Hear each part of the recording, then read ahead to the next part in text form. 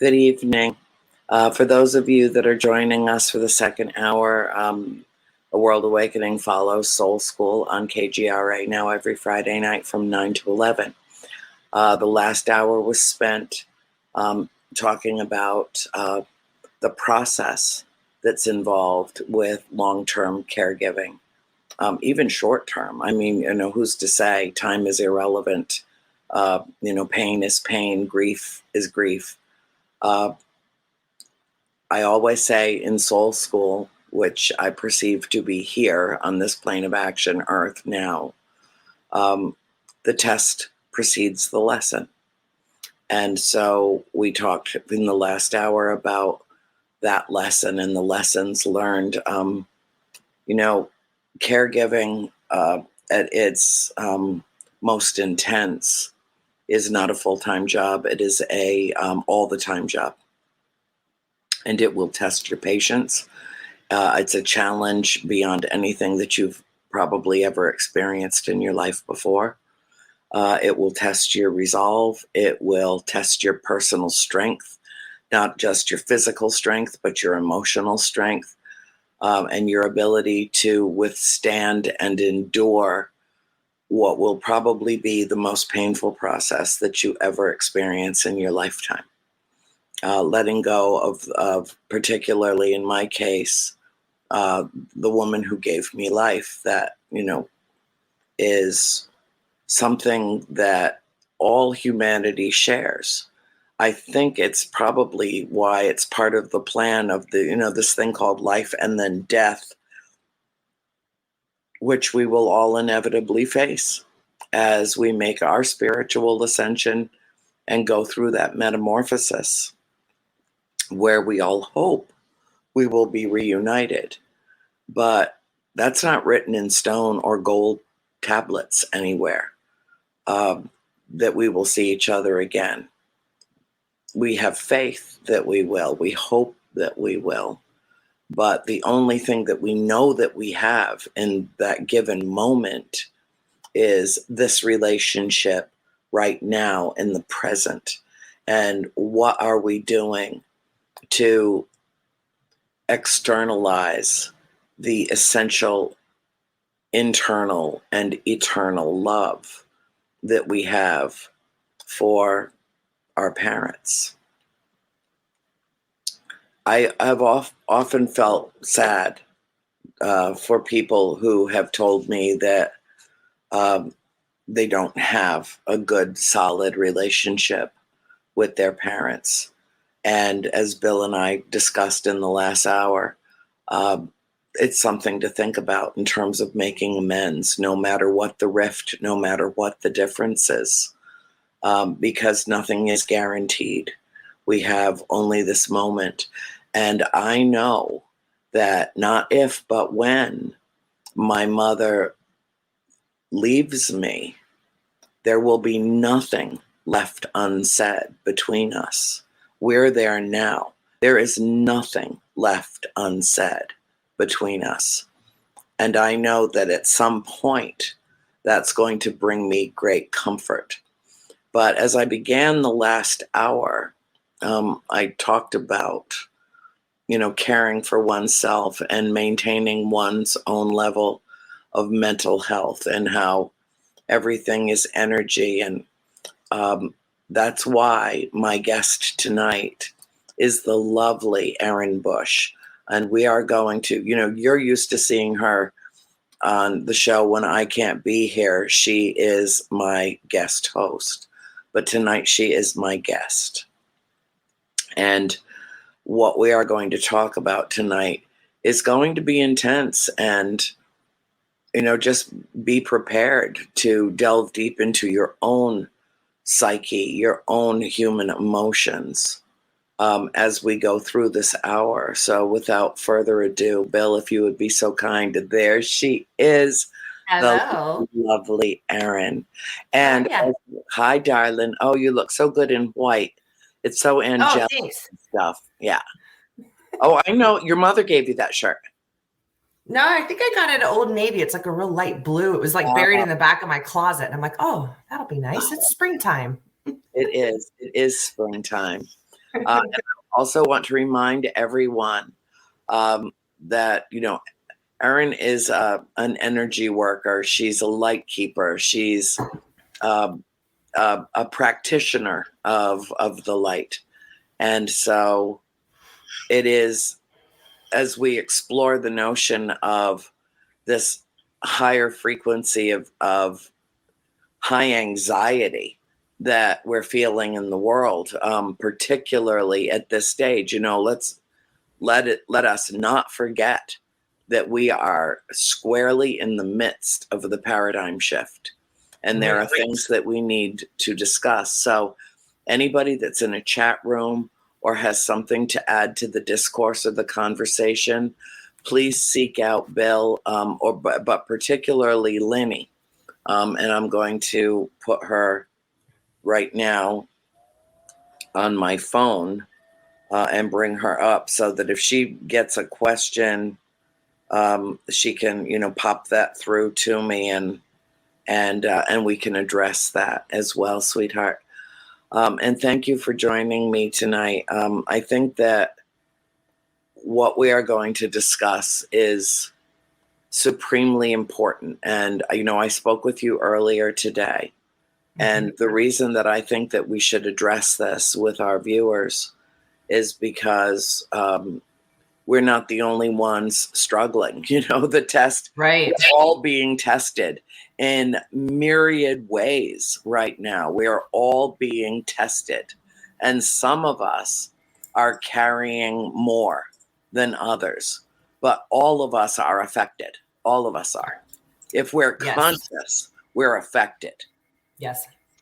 And the reason that I wanted to approach this subject tonight is not only to follow through on what Soul School was about in terms of self-monitoring, your own emotional well-being, just, checking in with yourself every day. You know how you check in with me every day? I check in with myself every day. Right. I do take, even if it's just 10 minutes, to go outside and breathe the fresh air and, watch the rose bush quietly, peacefully bloom all on its own, regardless of whether anyone is admiring its blossoms or not. Right. And it is beautiful. And it is beautiful. And so I will just take those few minutes away from what sometimes feels like a chaotic kind of pressure cooker environment. You've been here, you see what's going on, Yes, ma'am. Linny has been through this with her mom. We have many friends. Between us, we have many friends who are going through this period of time right now where we are giving of ourselves and caring for those we love. Yes. And for me, I have to look at it as a great opportunity. I would be devastated if I was not available, if I lived on the other side of the world, if I wasn't in a position where I could drop everything and come running, would be devastating to me. And I would feel in the final analysis like I had somehow failed in my role to, go full circle in terms of my mother caring for me as an infant and me caring for her the way that I do as an elderly person. Right. But a lot of people that are in this situation start to feel a breakdown or start to question their own mental health.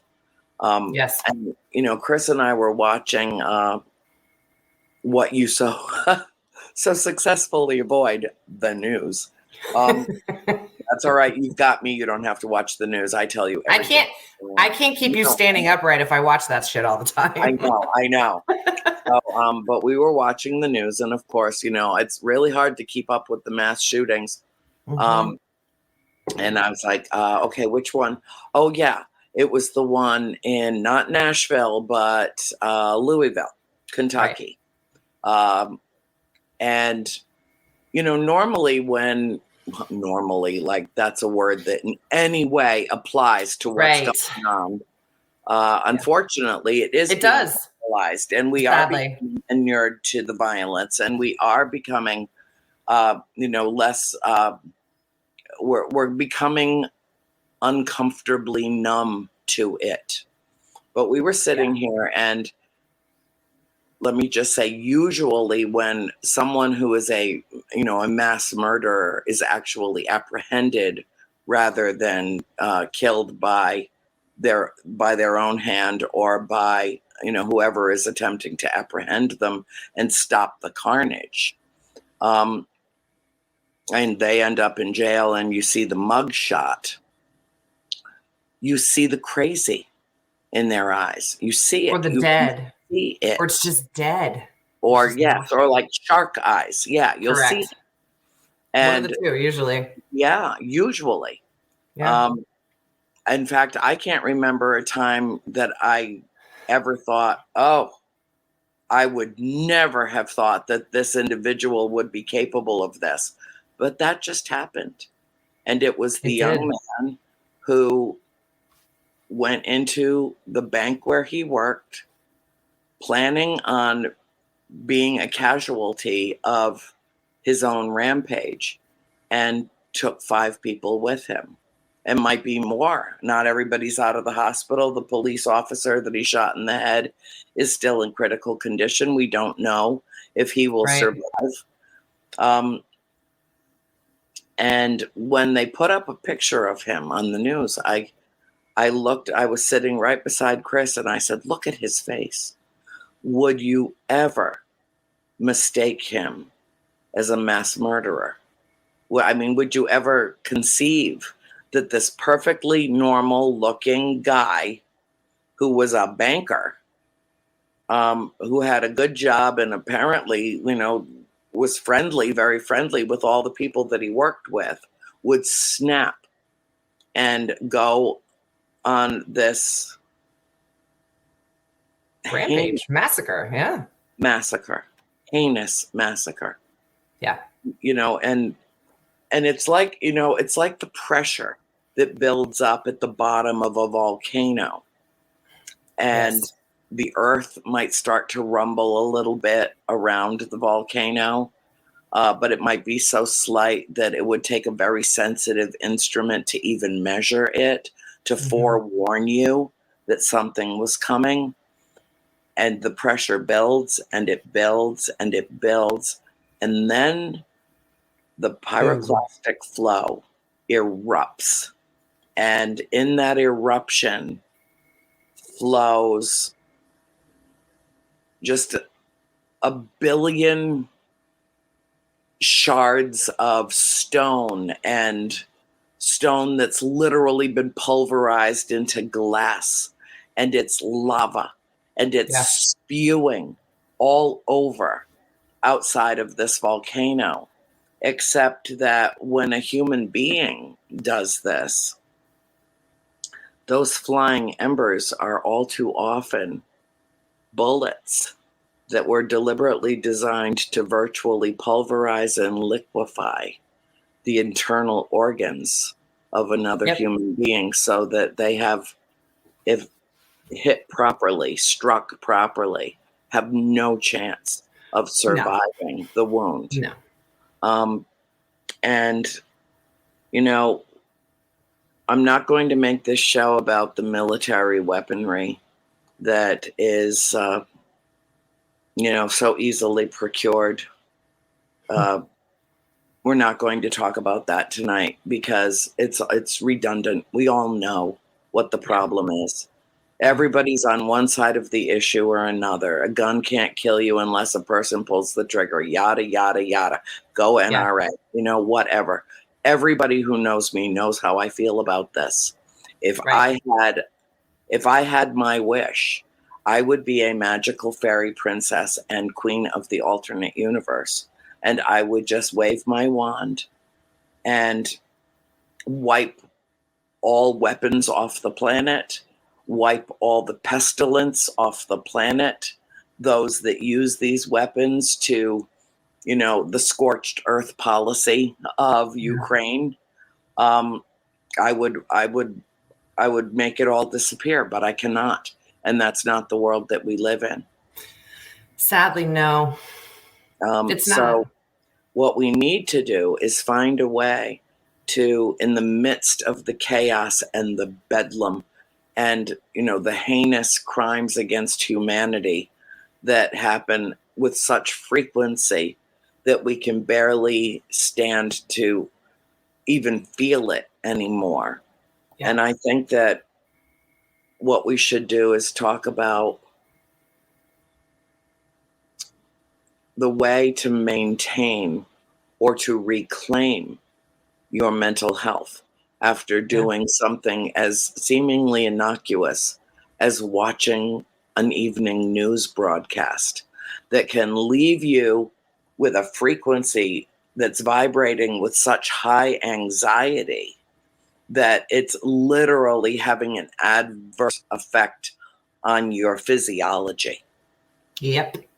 And so what you do is, help people that are being tested, that are living through the trials and tribulations, the trying times of their life, that feel like they need to reestablish their equilibrium, to find, true north, to get centered, to get balanced, to and you do that with Reiki, and you do that, with a wide variety of, I admire what you do. I know you consider yourself a conduit. I am as well. I know that I am. And I have healing properties in me that I've been told too many times that just wrapping somebody in my arms can be a very healing. They burst into tears out of nowhere. Oh, yeah. I've seen it. Yeah. And so in some cases, they almost fall downstairs in haunted houses. We've seen that too. So, yes, and that too. But you have there's a method to your white lightness, and as there is a method to mine, and it's really all one and the same thing. And so I think that the real message here that we will leave people with at the end of this show tonight is finding their own path to their own peace, and to the center of the stillness of their being, where they can reclaim their sanity, because in the process of cleansing your mind of all of the madness, you can start to feel like you're losing your mind. I had I'm not going to use any names, even though this is someone that but I had a conversation with a very close friend today that we both mutually know. And she has a son who I have not met, but I already pre-love and adore him. And she told me today that he's 31. He's about as like-minded with us and our circle, our tribe, as it gets. And he came to see her and he said, "Mom, I feel like things aren't ever going to get any better." Yeah. And she said it was the first time she ever sensed hopelessness in her supremely optimistic son. And it terrified her. It terrified her that if someone who was that tuned in and turned on to life and so focused on making the world a better place was able to sit back and look at all of it and say, this might be as good as it gets. Right. Feeling every bit of the paradigm shift as everything seems to shift underneath us and throw us off balance. And we don't know when we're going to topple. And we don't know how far we will fall if we do. Yes. And we're constantly hanging with our fingernails on the precipice, trying not to go into the pit of despair. Yep. Than to say that not just in our own country, but worldwide, to say that humanity is in the midst of a mental health crisis is not an overstatement, No. and in fact might qualify as an understatement, because Yes. when I looked into that young man's eyes, I saw someone who I would have happily walked up to in that bank and introduced myself and said good morning. There was almost like light around him, and yet he was in a space so dark that he had to leave because he was lost, and so selfish that he had to take how many innocent lives in the process of making his exit.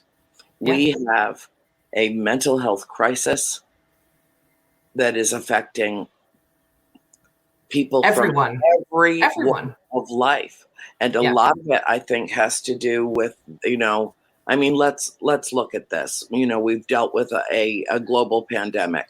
We've dealt with political upheaval. We're dealing with a war in Western Europe, the likes of which we have not seen since World War II and Nazi occupation.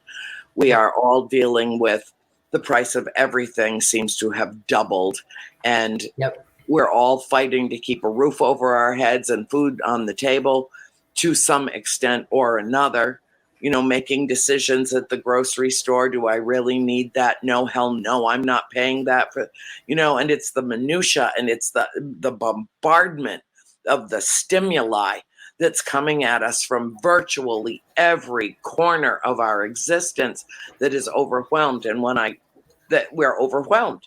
And when I spoke to you earlier today, this is something that I want you to address while I drink my coffee. I will have to lean out. Does this look familiar? Yes, it does. I know that mug. Most of my coffee mugs somehow strangely are from your house. I know that's true. Well, because you love coffee. It is I do. Of the gods. It is.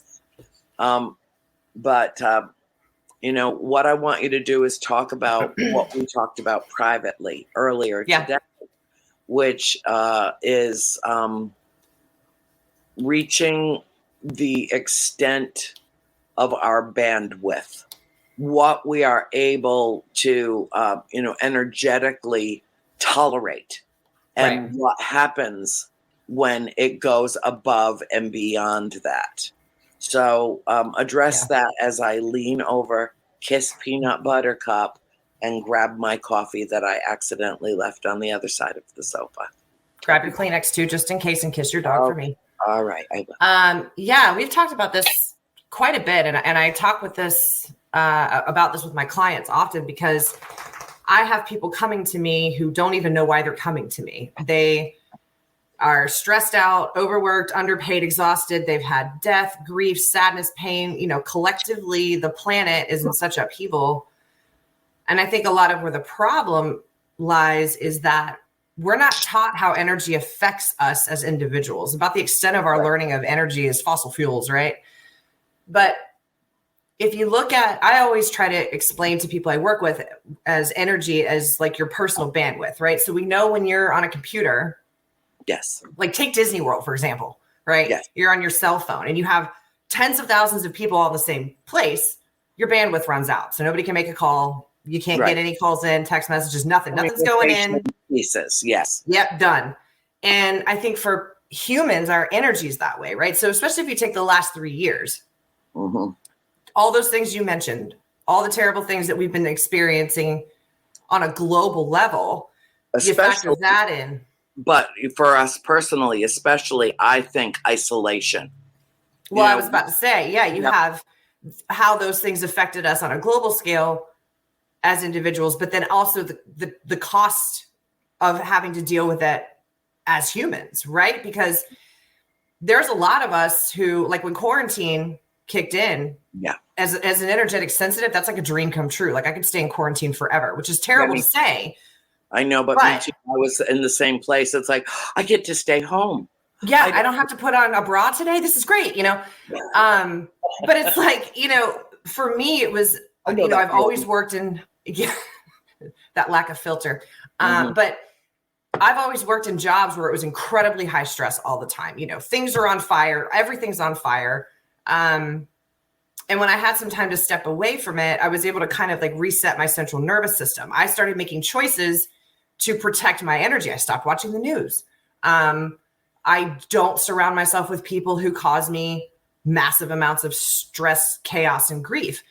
I started understanding the effect that the energy and the environment around me, how closely tied that is to your mental health, right? Because if you don't know from an energetic standpoint how all these things are affecting you, then to your point, you don't know when you're going to topple, because all of a sudden you're just absolutely, pardon my French, fucking done, right? Well, you don't really know why. Yeah, that's the scariest part. Yep. And for people, and I know they're starting to teach more mindfulness in schools, and that's amazing. That's a great first step. But energy and its effects on humans also needs to be discussed, because what I try to teach people is that you're filled up, right? And when you're full up, most people are sad, they're upset, they're not in a good place when they're coming to somebody like me, right? But once they start to understand the effects that energy has, and we start clearing away some of that stuff with energy work, they can breathe again. Yeah. Yep. And then, things start to line up for them, whether that's, family situations or things they were dealing with at work, or their pain starts decreasing, because we're now creating space for their personal bandwidth of energy to be able to start taking in the good and putting out the good. But people are so full right now of the negative, stale bullshit we've been dealing with for the last 3 years on any level, whether it's personal or globally. They don't know what to do because they don't understand what's happening to them. I think that's half the problem. So then you start having people just acting completely irrationally. We've seen even stuff in the news involving certain celebrities, where a certain celebrity slapped another celebrity. That is not something normally he would have done, right? I'm not taking a stance on that particular incident, but to me, it was a good example of a person who's always kind of held themselves in publicly and very well. Yeah, very well. And then it just like flies off the handle. And I've seen that so often. And it's like people don't understand that's what's happening, I think, on a lot of levels. Now, mental illness is mental illness. You have chemical imbalances in the brain. You have, that's what I think talk therapy and all these different kinds of therapy that are available to people, and different medications and things like that. But if you teach someone about energy on top of the things they're already doing, it allows them to start understanding that they're really in control of all of it. So much of this panic, I think, is a feeling of absolute lack of control. Absolute lack of control. And because they cannot in any way control the macrocosm environment, right, they hone in on the microcosmic elements of, and the littlest thing can set them off. Yeah. Look what happened with, the airlines and people having to wear masks and them losing their shit throwing their lives away, ending up in jail because they couldn't control their temper, because a flight attendant had the temerity to ask them to follow the rules at the time, which was to put a mask on their face so that they could protect themselves and others from anything they might be carrying. Common sense solution. Yeah. When you're packing people out the window into a vessel like sardines, and yet boom, gone. And throw it away and land the plane and off you go to jail. And I don't even want to know what the fines for that are. Oh, God. The road rage incidents, all of it. The one mass shooting after another, 143 mass shootings in the United States alone. It's in insane. The first 100 days of the year. Yeah. And we're, like you said, we're at the point now where that's a Thursday, right? That's the other issue. We're becoming and that's part of the reason. I don't know if everyone's this way. I choose that. I get a lot of I still check headlines. I'm not completely oblivious to the news, but I just I don't put any energy to it anymore unless there's something crazy going on that I need to pay attention to.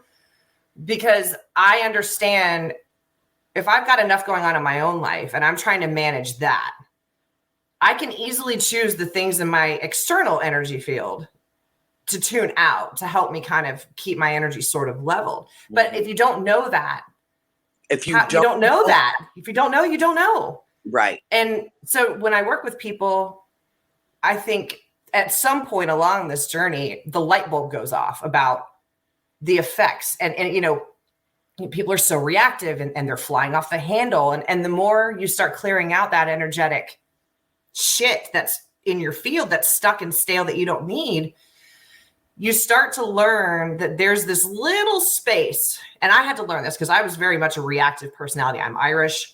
I have complex post-traumatic stress from my first marriage. Like, I am the poster child for flipping her shit. So, but as I started doing this stuff and understanding energy, I started realizing there is a space where I get to decide how I'm going to react. And I will give myself like 5 seconds before I react to anything most of the time. Not perfect, work in progress, but to try and get a different perspective. Like, do I really need to flip my shit over this? Like, is that really what my problem is? Or is it? And what will it solve? What else? What nothing. will it help? Absolutely Will you just nothing. be blowing off steam and Nothing. shedding all this negative energy all over the people around you. Yes. Like my father has a tendency to do from time to time. We all know people but that's that are hyper reactive, hyper vigilant and hyper reactive and quick to anger. Yep. Interestingly, my father has actually mellowed because he's literally like thrown his hands in the air. Like, you know, I there's nothing I can do here. You know, I mean, he's really actually mellowed rather than, and yet people that I've known that are usually pretty mellow have started to resemble more what he used to be. And so it's an interesting thing to, you know, study in kind of a cerebral examination of human emotions and how we can actually manipulate our own emotions and even let ourselves be in dark space temporarily and then, you know, and then pull ourselves out. I think it's the people who are so reclusive, so isolated, so insulated, so the ones that have a tendency to bury these feelings rather than process them. It's that pressure that builds and builds and builds volcanically under the crust of their earth vessel that eventually explodes. It erupts on its own, and they don't even know when it's coming, and they can't control it because I was that person for a lot of years. Yep. I know. There wasn't any never amount know of that. You know, when I met you, I would never have known that about you. You had already done so much of your own work. I had to.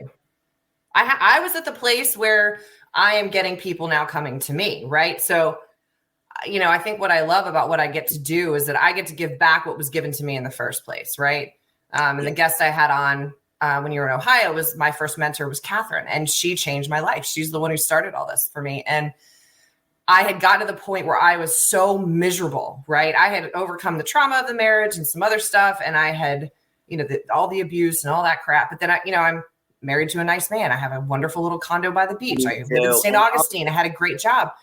I was miserable. He's really easy on the eyes too. I just got, you know, not for nothing. I just got to say, he's very handsome.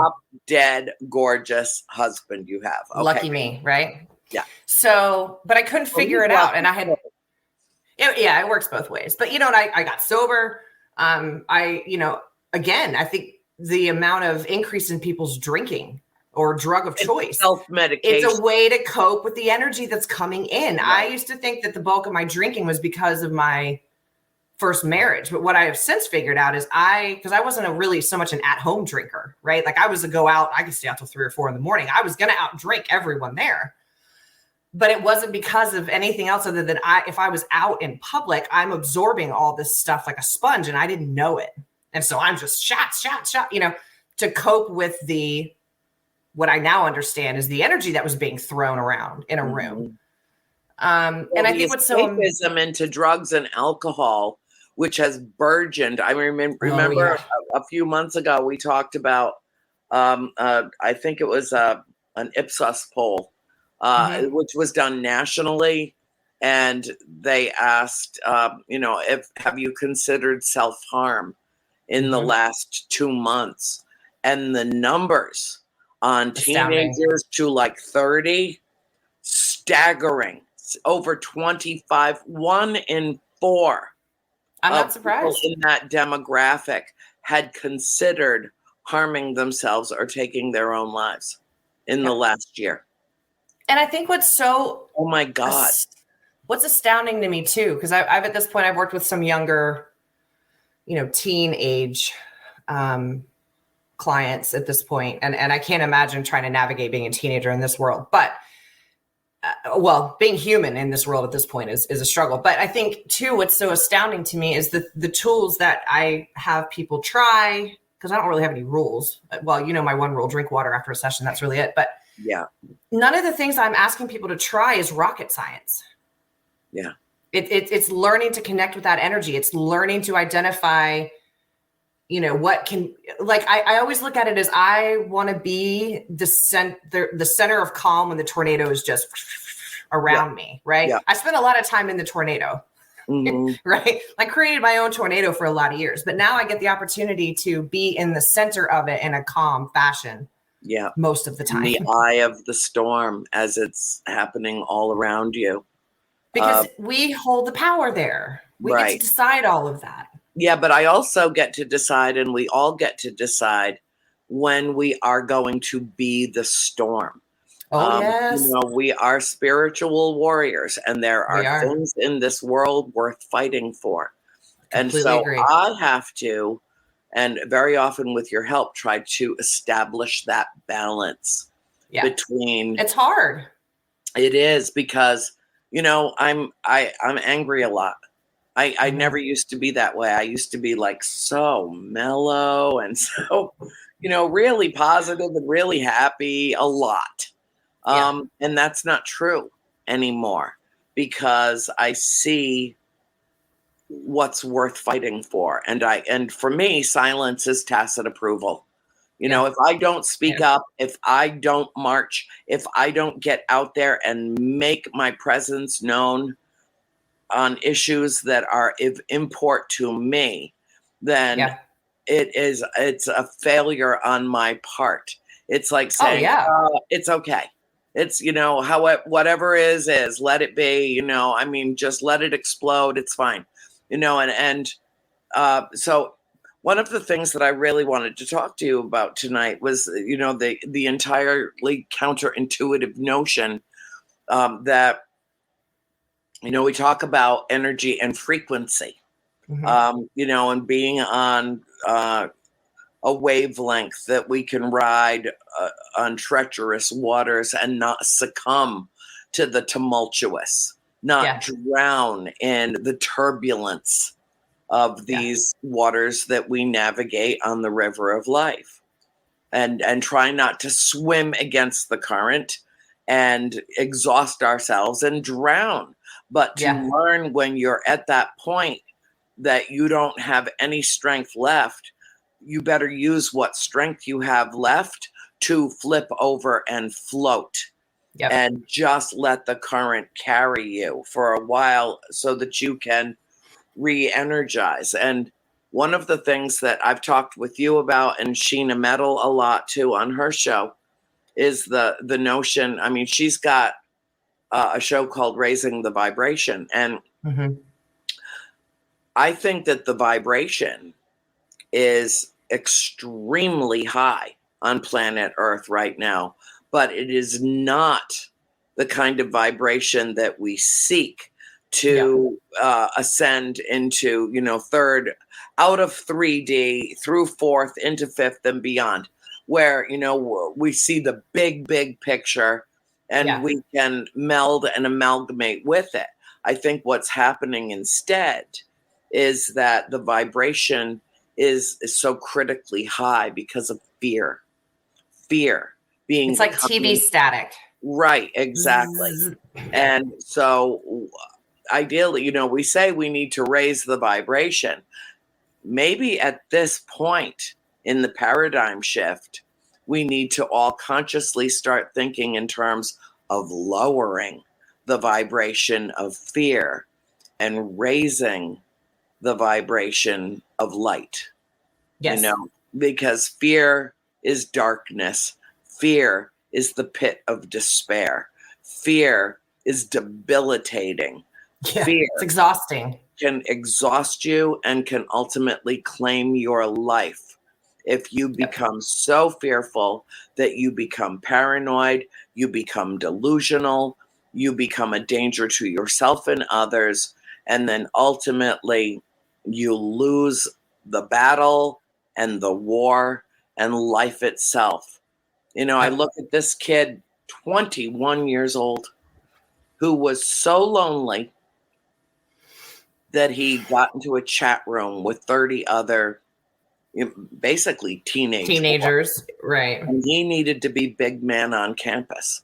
And because of that internal yearning for some kind of attention and notoriety and status, because he felt like nothing at all, in spite of the fact that he had a good, responsible job within our own military establishment, where he could have risen to the very top of his game, starting where he was as an IT specialist at 21 years old. Yep. And threw it all away, all of it, to be big man on campus in a little tiny chat room. We're so disconnected from our bodies, which sounds like a weird thing to say in this discussion, but so much of what the power of the energy that we have available to us is in the body. And you have to find, that's why we talk about grounding your energy. That's really also just getting back into your body. And I think when you start getting so disconnected from that, and then everyone and everything else, and it's like that hyper focus on whether it's fame or it's whatever the reason is that people choose to make this decision, they're so disconnected from everything. There's reality. And it's, I think really for a lot of these people, it's as for most of us, it's a defense mechanism. Yeah, it is. Survivors of trauma. We have to learn to stop disassociating all of the time. It's easier your body you just check out because that's how you survive, right? Dissociative behavior. Having worked in the mental health field myself with adolescent males for a decade of my life, I see the warning signs. What freaked me out was that I didn't see any warning signs in the shooter. I looked at his aura. I looked in his eyes. I looked at his face. I saw calm. I saw sedate, kind of somber, kind of, a lot of what I was talking about in the earlier hour about the myriad emotions that one goes through in caregiving. You have to give of yourself, and you better have something of substance to draw upon to do that. And he appeared as a person of some and substance, had a good job, was on the right track in life, had a good home. What possessed him to go buy an AK-15 and blow away his coworkers a few days later, when his own mother didn't even know that he owned a gun? It's mind-blowing. It is. But again, like, I've talked to when I was home last weekend, and we were talking about, world events just in general. And we were talking about the stabbing down here of the 13-year-old girl in our county. Yep. And then the Murdaugh thing, we try, talking about this. I'm like, listen, we're trying to rationalize acts by people who that at are that point are irrational. irrational. And those two things are never going to make sense to Nope. those of us who aren't there, right? That's a lonely, scary place to live. I've been there. I mean, after my marriage, it took me 16 years to put my life back together on some semblance of normalcy. And I carried that by myself, by my own choice. But we have to figure out a way to let a lot of this stuff go energetically. And I'm not saying like, oh, love, peace, love, light, and unicorns, because let's call it what is. That's bullshit. Is. It's, what do they call it? Toxic spirituality, where everything, you can fix everything with meditation and qigong. Fairyland, magical thinking spirituality. It's not reality as it really exists in our 3D realm. It's just not. And this work is really, really fucking hard, because at the crux of this stuff, when people are coming for help and they're trying to figure out what the hell's going on, the hardest part, after you kind of deal with, some of the things in your life that you identify as trauma, but having to pull those worst parts of yourself out. Yes. Your coping skills, your shitty, the bad things you've done in life, whatever that looks like, whatever your history looks like, and holding those in your hands and learning to love them too, because those unfortunately and fortunately are the things that helped you survive. Right. And but you have to catch it. That you are now. Every single thing, good, bad, or otherwise, however we choose to label it. Correct. All like this, vast recipe where you're pouring the next experience in and the next experience into the bowl, and you mix it all up, and you have this present moment now, who you are, me, who I am now, based on that entire history. And so, those of us that will, curse ourselves and feel like we have, just failed at being a good human being, rather than striving to be a better human being based on what we've learned in our lessons after the tests were presented to us. Yeah. Because you're trying to help someone hopefully be able to get some of the questions first before, you know what I'm saying? Like a study guide before the test hits. Yeah. But none of us are getting out of this alive. Anything to help. But, one of the things that I don't know if you're even aware that you offer to people and that I offer to people that we engage with is a sense of camaraderie and belonging and understanding and compassion that is all too often just very elusive. You offer somebody not just your ability to help them heal energetically, you offer them an ear, and you are attentively listening, and you might be the only person in years who has heard and acknowledged what that individual is going through. And that in its own right is a healing endeavor. Because you've done it. You've dealt with it. Now your traumas and your issues and your life experience may be completely different, but you're seeking the same answers, even if you don't know what the questions are yet. And so to me, it's an honor to be able to do it, but it's something I'm obligated. It's not the right word, but it's something that if I don't do it, then I'm not doing this particular road trip in this particular meat suit any justice. Like, this is what I'm supposed to do. I owe it to the people I can help because I've learned. I've done it myself, and I'm still learning. It never stops. It never does. It never does. There's people who, every moment that we spend in soul school is part of our own awakening in a world that offers more challenges than anything, more obstacles than anything, more trials and tribulations than anything. So I remember when I put the two shows kind of, holding hands side by side, back to back. And I remember I had texted you and I said, okay, this is what I'm doing. And this is what I got back from you. All caps. Brilliant. I remember,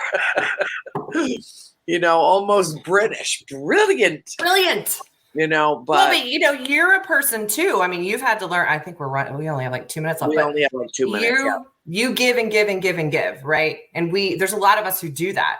And like you had said earlier, to the extent of your own mental health, your own physical health. Yeah. And it's finding that balance. It is. It's hard, but it's doable. It is doable. And just by having this discussion tonight and just sharing our positive, uplifting energy between each other with our viewers tonight, I want everybody that spent this last hour or two with us to feel better about themselves in context with a world gone haywire. Because until we each individually establish or reestablish true north in our own moral, psychological, spiritual compass, by doing so, we're helping to heal the world. By taking care of ourselves and those around us, we're helping to heal the world and lift it out of a woeful situation that does at times seem hopeless. And so, as I often say, we're the ones we've been waiting for. Be the light you seek, because it's the only way to find the path in the darkness as we link hands and follow each other out of the woods, knowing that there is a better place, and that better place isn't necessarily, in death. It can be right here in life and can be right here in peace. Yep. And so peace, be still, and just know that every ounce of love that you put out into the world helps lift up all of humanity simultaneously. It is incalculable. It is immeasurable. You and I both know that the only true measure of love is the corresponding level of grief that occurs with the loss. It is all part of the circle of life and the nature of human existence. And when we spend our time having conversations like this, that other people might hear in their heads, but more so feel in their hearts, then we are doing our part to help heal the world. Yes, and we needed more time than this, so we'll, very soon we'll just pick up where we left off. Say tomorrow around 10 a.m. probably. Yeah, probably about that. Yeah, coffee talk. Coffee talk. But with that said, I know we're running out of time here, and I want to acknowledge you personally for all that you do, for the paradigm shift that you have been in my life. Well, thank you. It's an honor. It is. I'm so grateful. I'm so grateful that we found each other and that you are of the Arcturians. I knew it. I saw it in your eyes immediately. Those blue lights, maybe. I know. I looked in her eyes. We're sitting in front of a resort in St. Augustine, and I sat down next to her. I looked in her eyes and I said, oh, you're related to the Arcturians. And your response was, I've been told that before. That was it. Boom. That was done. Boom. Yeah. Just that fast. Instant. And Linny and I came together as she had just lost her mother and was so devastated and seeking solace and comfort, and found me online and wrote to me in a little chat box and message on Facebook. And I immediately connected with her. Instant. It's amazing. I know this woman's heart. This woman is pure of heart. Okay, yeah, right. So we need to wrap up. Fine. Be that way. We love you, Bill. We love you all. Be the light you seek. We'll see you next week. Mwah. Good night, all. Bye.